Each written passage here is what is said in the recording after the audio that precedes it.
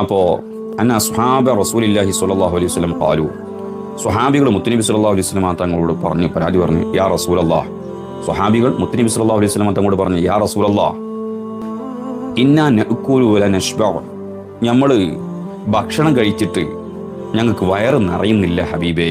ചില ആളുകളുണ്ടല്ലോ, മുത്തുനബി സല്ലല്ലാഹു അലൈഹി വസല്ലം തങ്ങളോട് പറയാണ്, ഇത് സ്വഹാബത്ത് പറയാം, മുത്തുനബി ഞങ്ങൾ ഭക്ഷണം കഴിച്ചിട്ട് ഞങ്ങൾക്ക് വയറ് നിറയുന്നില്ല. ചില സ്വഹാബത്ത് റസൂലിനോട് സങ്കടം പറയാം. ചില ആൾക്കാരുണ്ടല്ലോ, കുറേ ഭക്ഷണം കഴിക്കും പക്ഷെ വയറ് നിറയൂല, അല്ലേ? അങ്ങനത്തെ അവസ്ഥ വരുന്നില്ലേ?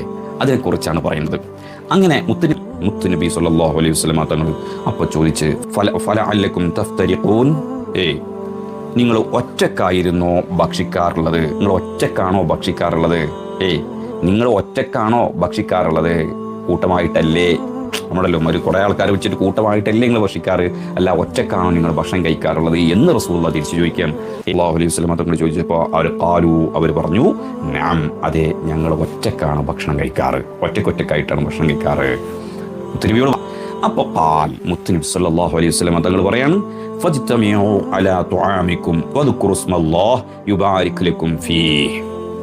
അപ്പോൾ മുത്തുനബി സല്ലല്ലാഹു അലൈഹി വസല്ലം തങ്ങൾ പറഞ്ഞു, നിങ്ങൾ സംഘമായിട്ട് ഒരുമിച്ച് കൂടിയിരുന്ന് നിങ്ങൾ ഭക്ഷണം കഴിക്കൂ.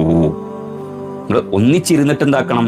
നിങ്ങൾ ഭക്ഷണം കഴിക്കണം. അതാണ് നിങ്ങൾ വയറെ നടക്കാത്തത്. ഒന്നിച്ചിരുന്ന് നിങ്ങൾ അതിന് ബർക്കത്തിന് വദ്കുറു ഇസ്മല്ലാഹ്, നിങ്ങൾ എന്താക്കണം? നിങ്ങൾ ബിസ്മി ചൊല്ലണം. ഒരുമിച്ച് ഇരുന്നിട്ട് നിങ്ങൾ ഭക്ഷണം കഴിക്കണം, എന്നിട്ട് ബിസ്മി ചൊല്ലണം. എന്നാൽ നിങ്ങൾക്ക് അതിൽ ബർക്കത്ത് ഉണ്ടാകും, ഐശ്വര്യം ഉണ്ടാകും. ഏത്? മുത്തുനബി സല്ലല്ലാഹു അലൈഹി വസല്ലം തങ്ങൾ പറയാം, യുബാരിക് ലക്കും ഫീഹ്, നിങ്ങൾക്ക് അതിൽ ആ ഭക്ഷണത്തിൽ നിങ്ങൾക്ക് ബർക്കത്തുണ്ട്. അപ്പോൾ നിങ്ങളെ വയറൊക്കെ നിറയും. അപ്പോൾ നിങ്ങളെ വയറൊക്കെ നിറയും. മനസ്സിലായി നിങ്ങൾക്ക്?